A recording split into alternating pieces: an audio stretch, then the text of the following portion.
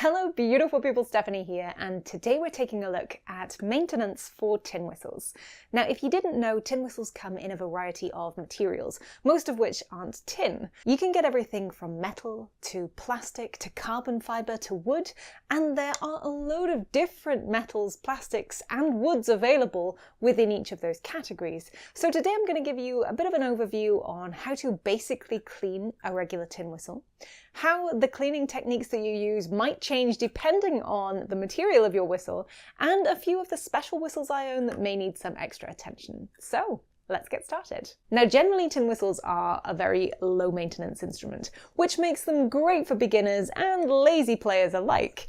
But if you want your instrument to play at its best, if you want it to sound at its purest, and you want to keep yourself healthy, clean and germ-free, then it might be useful to clean your whistle from time to time, especially before you store it. The most important thing to remember with any whistle is to shake or blow out any excess moisture once you finish playing the whistle.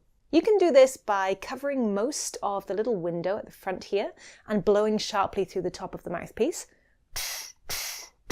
This expels any moisture or spit that's built up in the top of the mouthpiece, or you can make sure you're holding onto the mouthpiece and give it a few quick, sharp shakes. This will send any of that built up moisture flying out the top of the whistle. You can also do it out of the bottom as well. This will basically get rid of any larger water droplets within the whistle.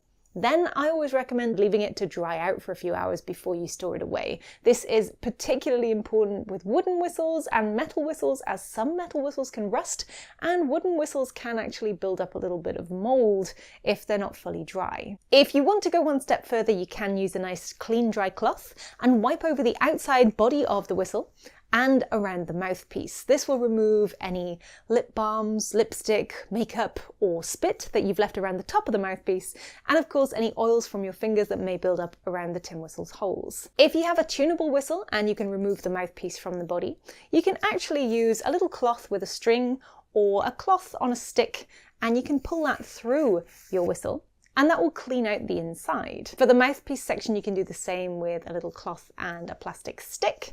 I just pop mine on the end and push it up inside the whistle, give it a bit of a spin and pull it out. That way all the moisture that was in the whistle is now removed. The whistle is nice and clean and dry. I would still leave it to dry out fully before storing, but you can be a lot more confident knowing that you've removed most of the moisture you can see. For whistles that don't already have a removable mouthpiece, you can get brushes like this one from Clark Tin Whistle, or you can also get soft bristle brushes on the end as well, and these will go in from the bottom of the whistle right up inside, can be twisted around and moved around to remove any buildup of moisture, rust or residue within the whistle. This one is designed specifically for Clark whistles, which have a conical bore and quite a narrow opening without that removable mouthpiece, and you can buy these on their website and on a lot of other whistle websites as well. You can get something similar for recorders, and anything like that will definitely work for tin whistle. So that's all you really need to keep your whistles clean and tidy on a regular basis.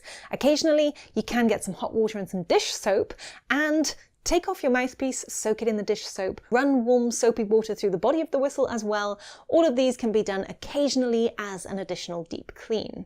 If you want to do any further cleaning of the whistle mouthpiece at this stage, or the finger holes, I usually recommend a little piece of card or paper folded up that will fit into the mouthpiece. Sliding this down the top of the mouthpiece will capture any of the dirt that's gone into the mouthpiece if you slide it up and down a little, and it will clean out the mouthpiece of your tin whistle. You can also push it right through so it comes out over the blade. This little piece of paper or card isn't going to damage your whistle in any way, but just take extra care if you're cleaning a wooden whistle in this fashion. You can also use the same piece of paper to slot into the finger holes and wipe around the inside of the finger holes. This will remove any dirt or grime that has built up within those finger holes. Now, when you're cleaning the inside or the outside of your whistle, you need to think about the material of your whistle and the material of what you're putting inside or outside the instrument.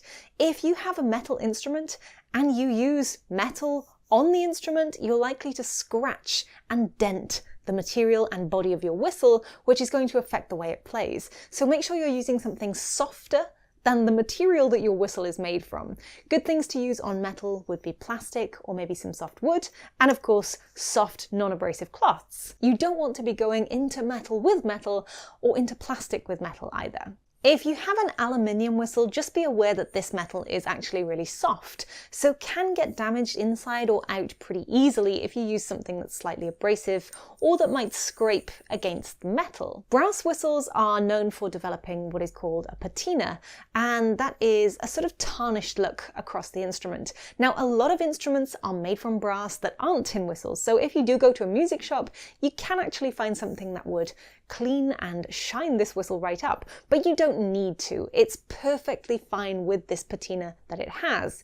If for some reason you do want to make this whistle shiny again, you can occasionally use a brass polish, or if you've got a basic tube of toothpaste lying around, a little bit of toothpaste on the outside, very occasionally will shine your whistle back up. Now, you might have a precious metal coated whistle, for example, a Lear silver whistle or a Clark gold whistle. Usually whistles like this, when you buy them, will come with their own polishing cloth, or you can get one from the whistle maker. You just open it up and wipe the length of the body of the whistle. This will remove any moisture and any oils left over from your fingers and keep your whistles nice and shiny. You can even use it on the mouthpiece as well. You can get small polishing cloths for Clark gold whistles as well. Again, you don't want to be using anything abrasive on whistles like this because it's just a coating on the whistle. So if you're stripping that away every time by using some sort of abrasive cleaner, then what you're going to be left with is the product eventually that the whistle is made from underneath rather than coated with. So you don't need anything harsh on these precious metals. You might find that you have a plastic or carbon fiber instrument, and with most instruments they really don't need any maintenance at all. A quick wipe over with a dry or damp cloth will clean the whistle completely. If you're one of the few people that have happened to pick up a 3D printed tin whistle, there's really not a lot of maintenance that I would recommend on a 3D printed whistle. Soaking these in warm water might cause problems, and they're not particularly strong, so you don't want to be pushing anything up the inside of them. I would just give them a quick shake and leave them to dry out. Again, occasionally you can gently wipe over with a cloth, or if you're really careful, you might be able to run a small amount of cool water through the whistle briefly. Now, if you're playing a wooden whistle, you can still use some nice soft cloths inside and outside of your whistle to remove any moisture or debris. But again, I would avoid anything sharp or abrasive on the inside or the outside, especially if your mouthpiece is wooden at the top or on the blade. You need to be really careful not to damage that, as this will severely affect the playability of your wooden whistle. Wood often swells a little when it gets wet, so it's really important to make sure you dry out your wooden whistles before you store them away. This will give the wood time to resettle, make sure you're not building up any nasty bugs or mold. And of course, whatever you do, don't leave tin whistles in the sunshine. This heat and that intense light can cause any whistle to crack, expand, break. It's really not going to be good for your instrument, so avoid direct sunlight, whatever material you're working with. If you have a wooden whistle that isn't made from stabilized wood, occasionally you might need to oil the whistle. This is particularly important over the first few weeks and months that you have the whistle, depending on how often you play it. You don't want to over oil, as this can make the wood too soft, but you just want to oil regularly enough at the start, especially if you can feel, see, or hear that the whistle is looking a little bit dry, the wood's feeling a little dry.